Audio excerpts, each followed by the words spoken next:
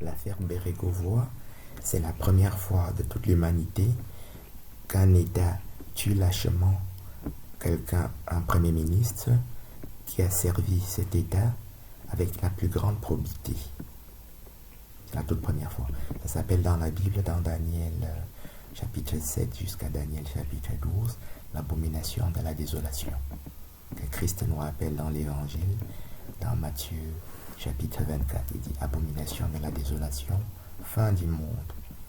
Et Christ rappelle que nous allons gagner cette guerre-là, qu'on appelle donc l'abomination de la désolation, que nous avons rappelé au début de cette longue vidéo, dans Apocalypse chapitre 17, verset 14.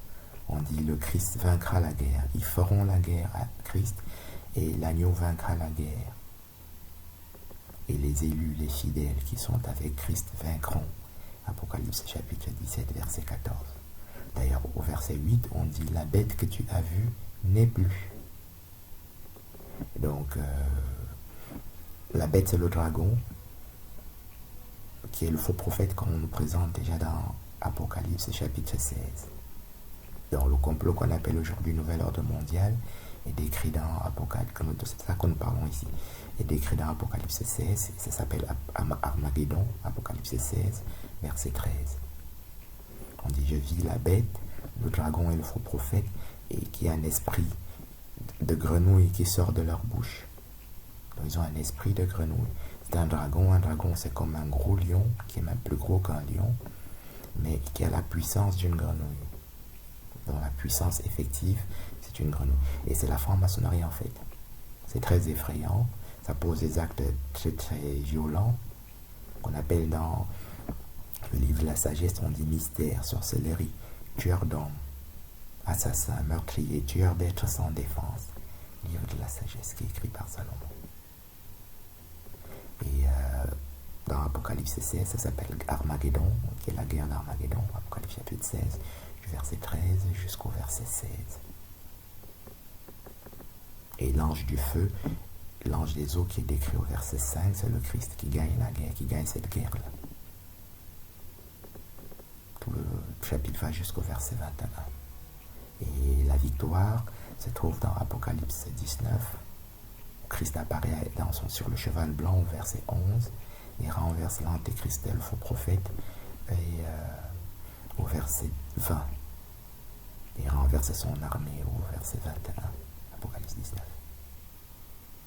La même guerre est décrite dans Apocalypse chapitre 20 avec le nom de Gog et Magog. Et c'est aussi Christ et ses fidèles qui gagnent cette guerre-là. Donc, dans l'affaire Bérégovoy, l'État tue son propre Premier ministre. Ça n'a jamais existé avant. Quelqu'un qui a servi le pays avec la plus grande probité et qui était toujours en fonction comme maire et comme député avec toujours la même grande probité et le plus grand engagement. On le tue lâchement et c'est l'État qui le tue puisque j'ai dit que c'est son garde du corps qui l'a tué avec son chauffeur. Et l'État a présenté ça au pays de manière très injurieuse et très impolie et très irrespectueuse par rapport au pays, aux 60 millions de Français, et par rapport à sa femme. Aucune enquête n'a été faite et on a dit qu'il s'est suicidé. La femme a fait tous les efforts qu'elle pouvait pour que même un milliardième de la vérité soit établi et ils ne l'ont pas fait. Donc ils se sont moqués de la femme et de ses enfants et de toute sa famille et de tout le peuple français. Bon, l'affaire peut être résolue désormais parce qu'un savant n'a pas besoin. Les savants d'auparavant comme Louis Pasteur ou Marie Curie faisaient les exploits qu'ils faisaient avec seulement 10% du matériel que nous avons aujourd'hui. Ils n'avaient pas d'ordinateur par exemple.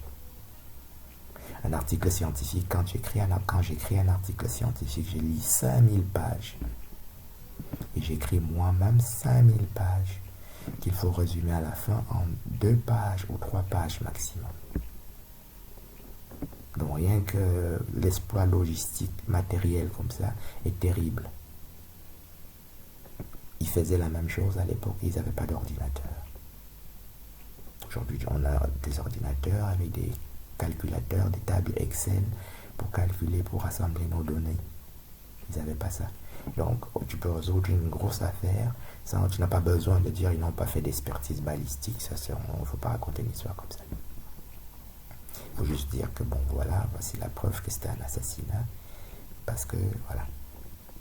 Et puis, rester même dans cette preuve-là. Hein. Un soliste, il n'a pas besoin d'aller très loin. Il peut jouer sur la moitié de son clavier. Hein. Il n'a pas besoin de jouer sur tout le clavier. Et faire une partition qui est satisfaisante. On n'a pas besoin de l'expertise balistique. Hein. On n'a pas besoin des choses comme ça. Tout ce que nous avons dit, on peut rester sur ce qu'on a déjà dit là. Le mois dernier, j'ai dit plus que ça. Mais il fallait juste dire des choses qui sont fermées. Tu prends un pilier, tu fais des fondements qui sont fermés. Donc on va terminer ça. Donc ici, nous venons de rappeler que donc, ça s'appelle l'abomination de la désolation, fin du monde, dans Matthieu chapitre 24. Et Christ décrit là que nous allons gagner cette guerre. Le Ku Klux Klan, qui est une création d'Albert Pike, qui est un Ashkenaz, qui est le père de la franc-maçonnerie, qui écrit tous les rites de la franc-maçonnerie, est responsable de cette chose-là.